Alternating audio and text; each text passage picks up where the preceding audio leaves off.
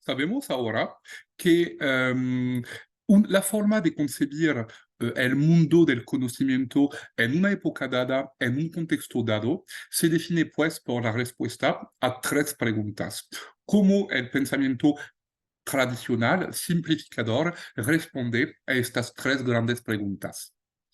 Es nuestra intención, repitiendo que aquí no debemos dejarnos perder por la amplitud conceptual. Lo hemos dicho, existen muchos adjetivos que permiten identificar este pensamiento de simplificación que, lo repito, domina el mundo occidental desde aproximadamente 3 siglos. Los adjetivos de cartesiano, positivista, newtoniano, realista, mecanista, lineal también, programático también, no son sinónimos, pero apuntan a una misma dirección, como ya lo dijimos. Lo importante ahora es lo siguiente. A la pregunta, ¿qué es el conocimiento? Es una pregunta que puede parecer bastante intuitiva. ¿Qué es el conocimiento? Sabemos, todo el tiempo estamos diciendo, yo sé que, conozco que, entiendo por qué. Sí, pero siempre pensamos que sabemos en lugar de saber qué pensamos. Y realmente la pregunta es saber si sabemos lo que es saber. Cada contrato epistemológico y social pretende responder a esta pregunta intuitiva, pero finalmente bastante decisiva. Según el paradigma de simplificación, hay dos tiempos, dos hipótesis que responden a esta cuestión gnoseológica, que es el conocimiento. Según el paradigma de simplificación, el objetivo fundamental de la ciencia es explicar de manera causal, aquí cada palabra es importante, explicar y el causalismo. Explicar de manera causal es la primera hipótesis. ¿Y qué se trata de explicar de manera causal? Una realidad considerada como independiente de su observador. Y aquí tenemos las dos hipótesis. Empecemos por esta, la hipótesis ontológica. El pensamiento tradicional, lineal, simplificador, considera, igualmente de una manera bastante intuitiva a priori, considera que el mundo existe de manera objetiva, de manera completamente separada de quien lo está observando. Y de hecho, lo repito, suena bastante intuitivo porque efectivamente sabemos que el hecho de cerrar los ojos no hace desaparecer el universo que me rodea. Y sería casi como un chiste de niño que se imagina que sus juguetes se animan cuando sale del cuarto. No, el mundo no depende de mí, no depende de mi actitud, de mi mirada. El sol existe y que yo esté o no esté, el sol seguirá existiendo. Eso suena muy intuitivo y sobre todo en nuestra concepción ontológica occidental que viene desde el mundo griego. Pero más allá de la aparente constatación de evidencia, vamos a ver que tiene consecuencias muy fuertes. Porque se trata de considerar que para el paradigma de simplificación existe la objetividad. ¿Por qué? Porque el mundo no depende de mí, no depende de mi mirada, existe como tal, existe en su esencia, existe independientemente de mi mirada, de mi voluntad, de tal forma que debe existir por algún lado en el mundo una verdad objetiva, una verdad absoluta que diga el mundo de manera objetiva. Y el propósito de la ciencia es alcanzar esta verdad objetiva y lo que nos dice el pensamiento cartesiano positivista es que si esta objetividad es alcanzable, podemos acceder realmente a la objetividad, es un puro esfuerzo de purificación metodológica, aprender con rigor, con método, con técnicas, aprender a poner por un lado todo lo que nos arraiga a nuestra pobre vida terrenal, carnal, humana, para elevarnos a un conocimiento puro de una realidad que existe como tal. Y el propósito es entonces un proceso de purificación mediante herramientas informáticas, en particular matemáticas, purificación de mi forma de acceder a la realidad para acceder tocar esta objetividad que forma parte del mundo mismo. Si consideramos que el mundo es objetivo, que existe independientemente de mí, que existe en su esencia, significa que la verdad es única. Y una vez que el científico hizo el esfuerzo de encontrarla, puede imponerla a los demás. Obvio, porque es una verdad absoluta en la esencia del mundo, es la versión más pura de la verdad que puede existir. Y mi mirada como observador no impacta por nada esta pureza esencial de la realidad. Esa entonces es la primera hipótesis del pensamiento cartesiano, la idea de que el mundo, la hipótesis ontológica, el mundo existe como tal. Mi acto de observación no influye en la realidad del mundo. Lo que yo necesito es un esfuerzo de racionalización para acceder a esta objetividad. Ya podemos sugerir que esta concepción presenta ciertos defectos. Como lo dice Heinz von Foster, es como el delirio de un sujeto que piensa que el acto de observar se puede realizar sin el observador. Y aquí me gustaría citar a otro autor fundamental, Thomas Nagel, que explica en su libro El punto de vista de ningún lugar, The Point of View of Nowhere, que precisamente todo el edificio de la ciencia moderna occidental se funda sobre una nube, una ilusión, la ilusión de pensar de que la objetividad es algo alcanzable de manera real, de manera terrestre, cuando en realidad la objetividad sigue siendo un horizonte pertinente, legítimo para el investigador como para el ciudadano o el educador. Pero si nos podemos acercar a mayor objetividad, sigue siendo una relación asintótica, es decir, que podemos tender hacia mayor objetividad, pero sin alcanzarla plenamente. La objetividad sigue siendo un objetivo, un propósito, una mirada, pero algo hacia el cual podemos tender sin tocarlo plenamente.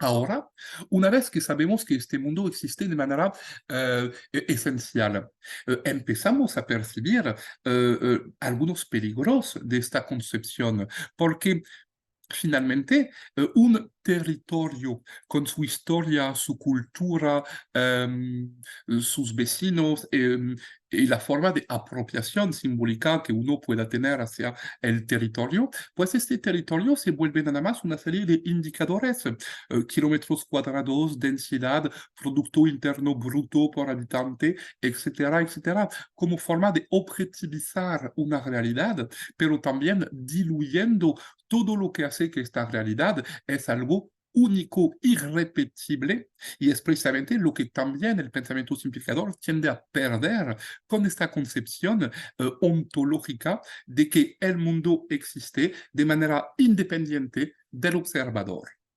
Ahora viene la segunda parte de la respuesta, que se llama la hipótesis determinista. Una vez que sabemos, que consideramos, que postulamos que el mundo pues, no depende de nosotros para existir, muy bien, esa es la primera versión, pero significa que yo puedo acceder a este mundo como tal.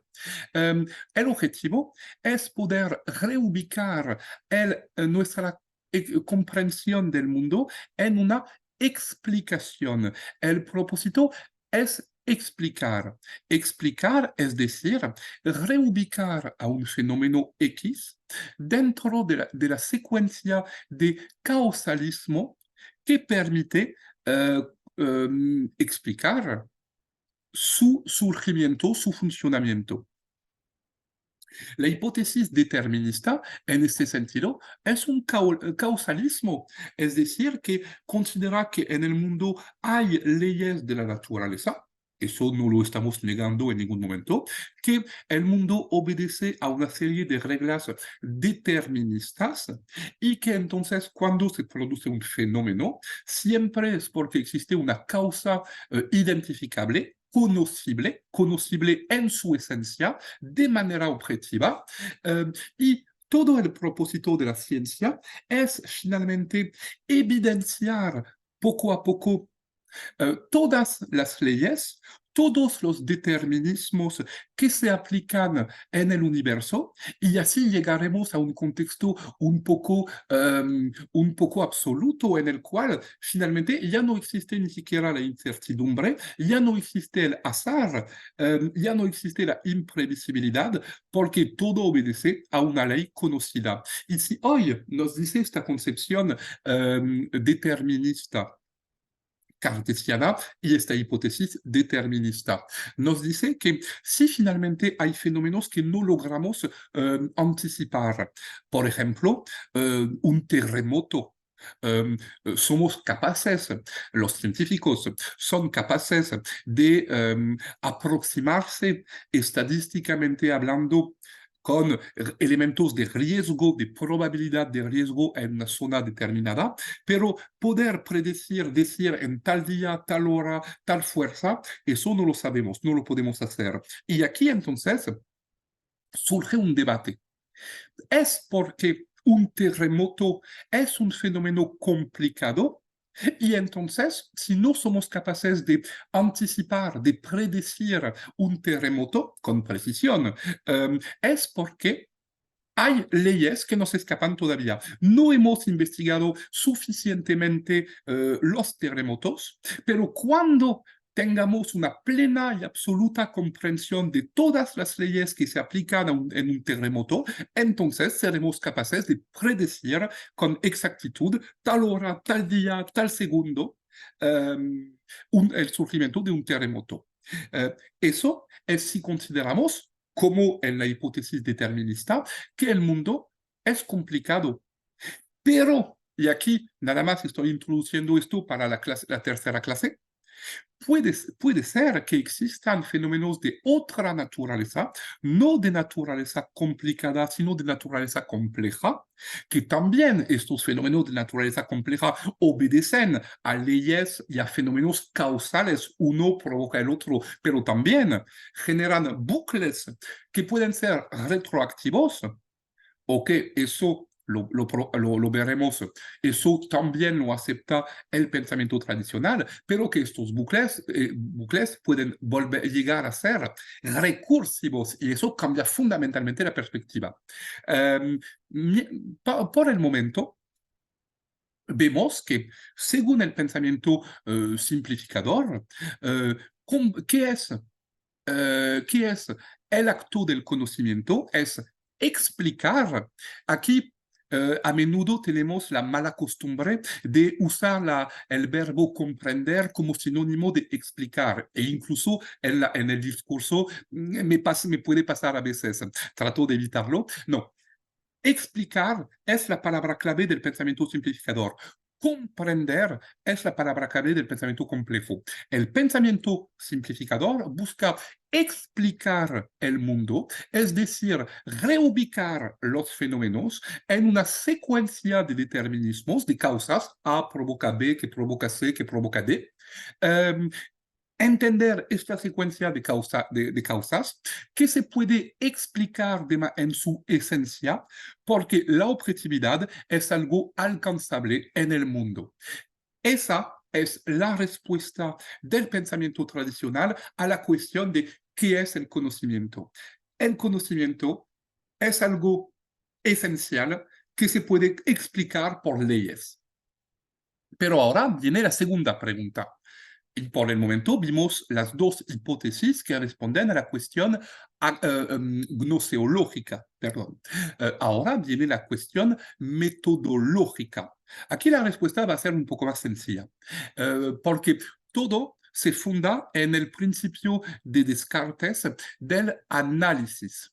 Análisis, porque una vez que sabemos de qué se trata, lo que se trata de conocer, una vez que hemos respondido a la cuestión gnoseológica, podemos lanzar todo un procedimiento para abordar esta realidad. Eso viene entonces de Descartes, que nos dice que frente a un fenómeno complicado, difícil de entender, lo que hay que hacer es dividir, separar, reducir, descomponer y estudiar cada parte de manera separada.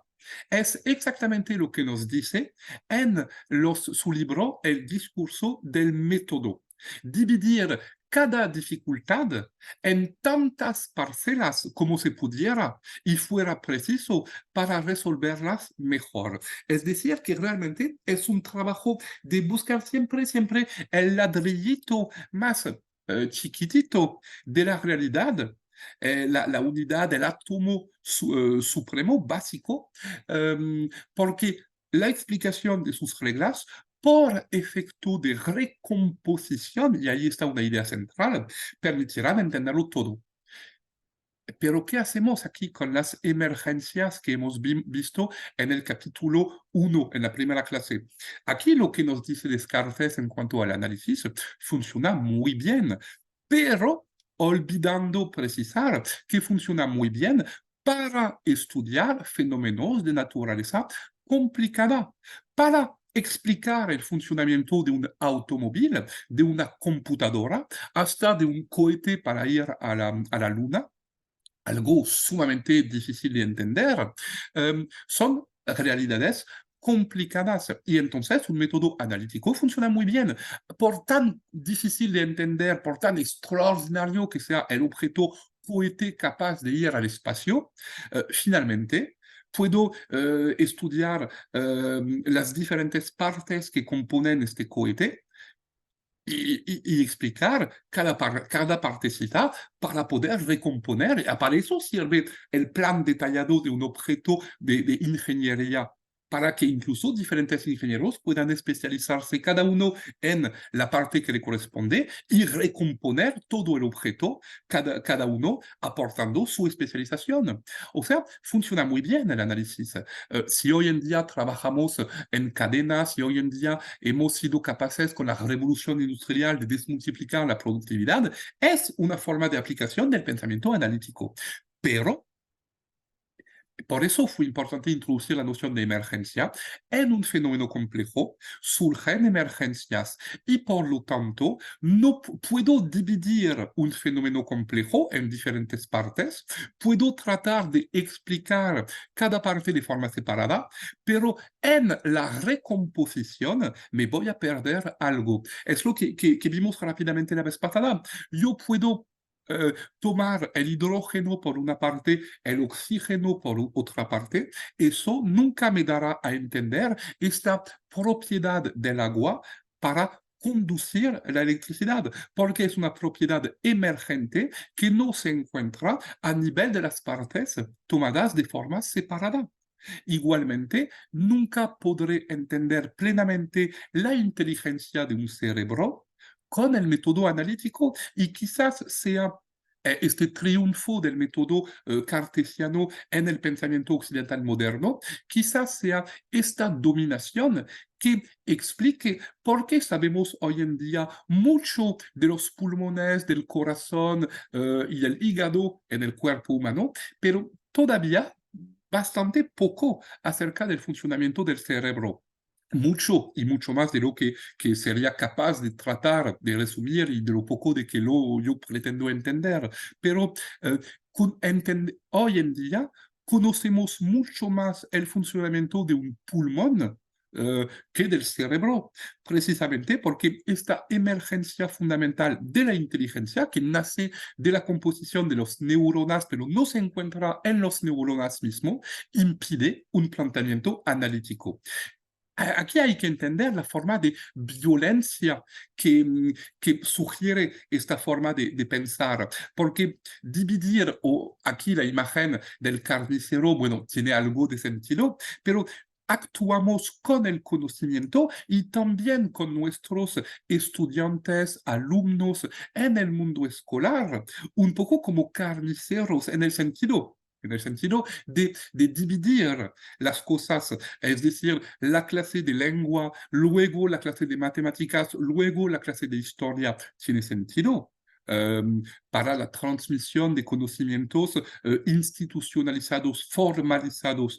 Sin embargo, la pregunta es saber si no estaríamos perdiendo algo de la posibilidad de comprender la realidad en lugar de únicamente explicarla en este acto de separación que entonces impide pensar la noción de sistema y sobre todo la noción de sistema abierto, sistema dinámico.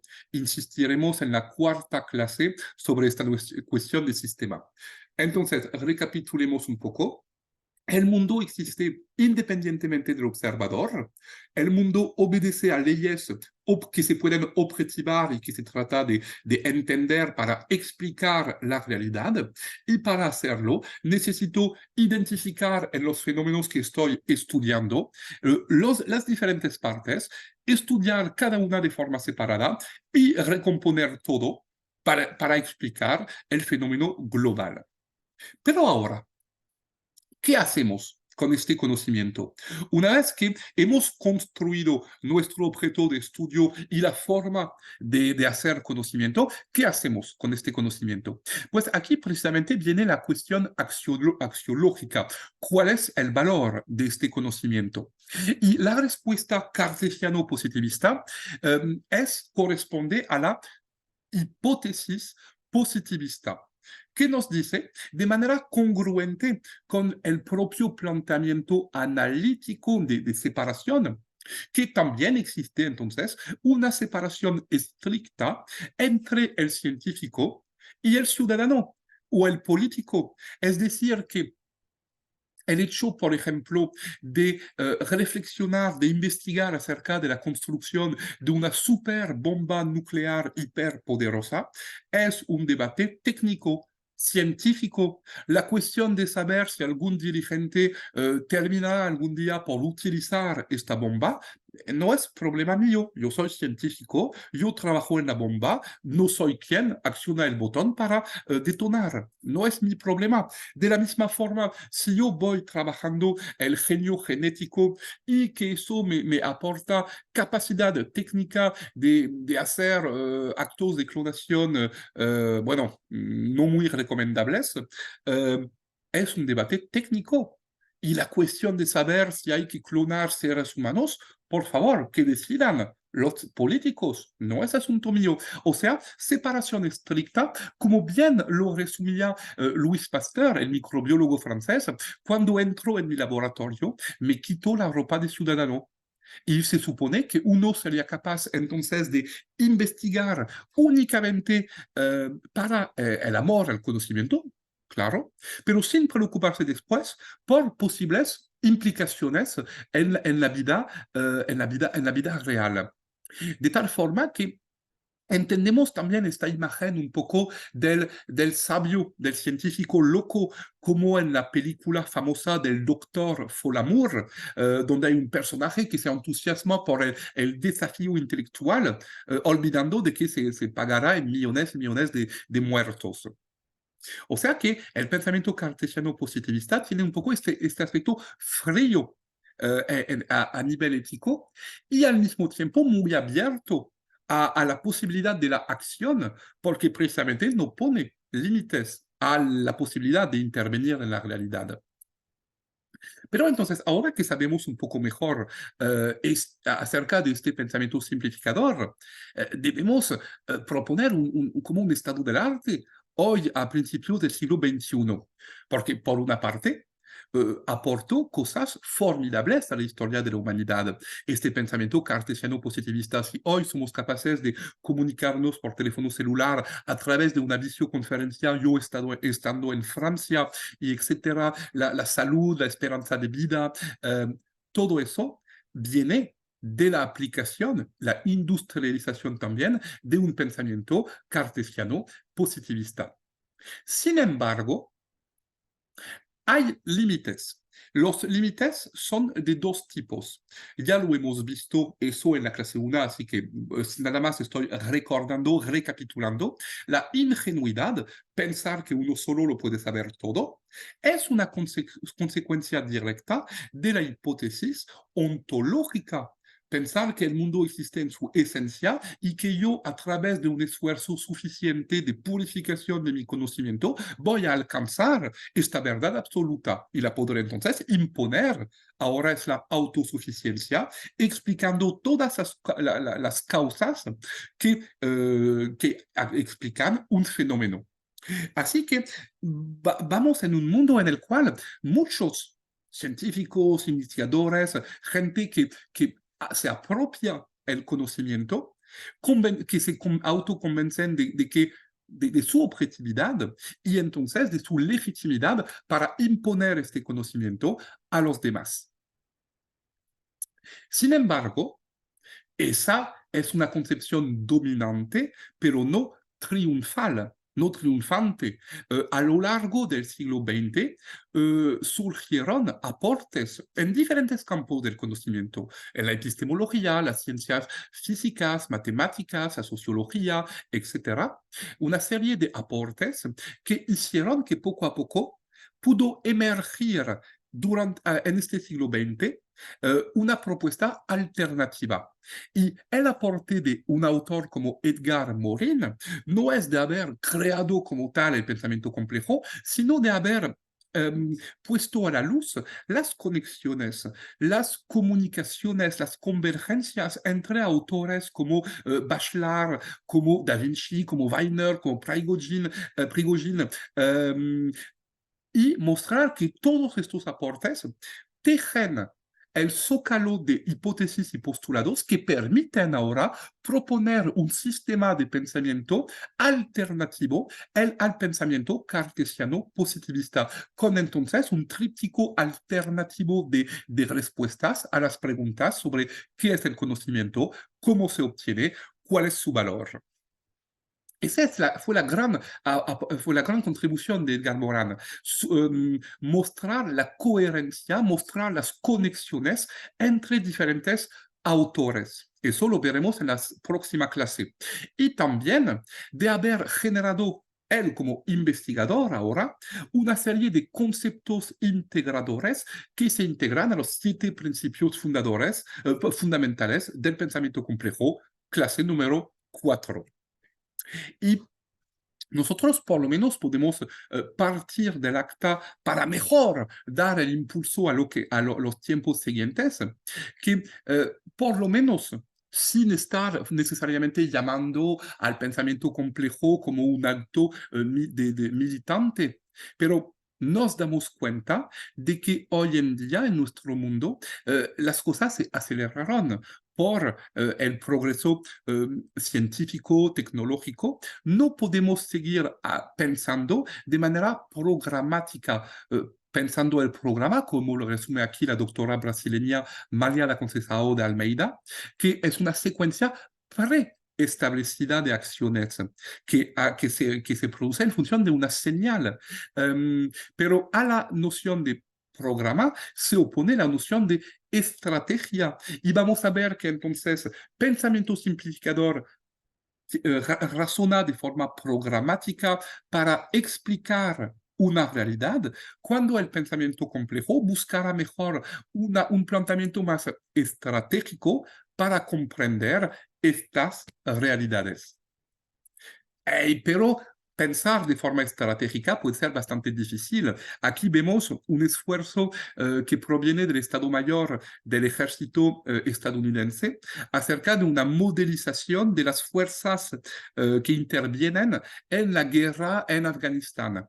Si logran entender algo, por favor me dicen, porque es sumamente difícil entender toda esta mezcla de influencias que se cruzan y pone un gran desafío a la comprensión. Sin embargo, pensamiento complejo no significa planteamiento confuso. Existen técnicas, herramientas, apoyos para descifrar esta complejidad de la realidad. Terminaré por el relato de una pequeña experiencia que realizó el profesor Didier Lesor en la Universidad de Nancy, en Francia. Consistía en colocar a un grupo de ratitas en una zona, una excavación, con una pequeña escalera que permite subir para acceder a la comida. Pero los científicos colocaron a un pequeño dispositivo eléctrico, de tal forma que cuando una rata trata de subirse para alimentarse, le pega el pequeño choque eléctrico, no es tortura tampoco, pero la rata se cae. De tal forma que los científicos dejaron a las ratas con un poco de comida abajo, mucho arriba. Entonces las ratas que quieren subir las dejaron durante cierto tiempo hasta que las ratas ya no intenten subirse, ya entendieron lo del choque eléctrico. En este momento los científicos quitan la mitad de las ratas para reemplazar por un nuevo grupo de ratitas. Las nuevas ratas tratan de subirse y podrían hacerlo, porque los científicos al mismo tiempo cortaron el sistema eléctrico. Pero esta vez no es el choque que les hace caer, sino las otras razas que las impiden subirse a la escalera. Así que cuidado, porque cuando se trata de cambiar de paradigma, de cambiar de forma de pensar, de cambiar de contrato epistemológico y social, también hay muchas ratas que tratan de impedirnos, de atrasarnos. Así que espero este intercambio les pareció estimulante y nos volvemos a ver para la tercera clase y las hipótesis fundadoras del pensamiento complejo. Muchísimas gracias.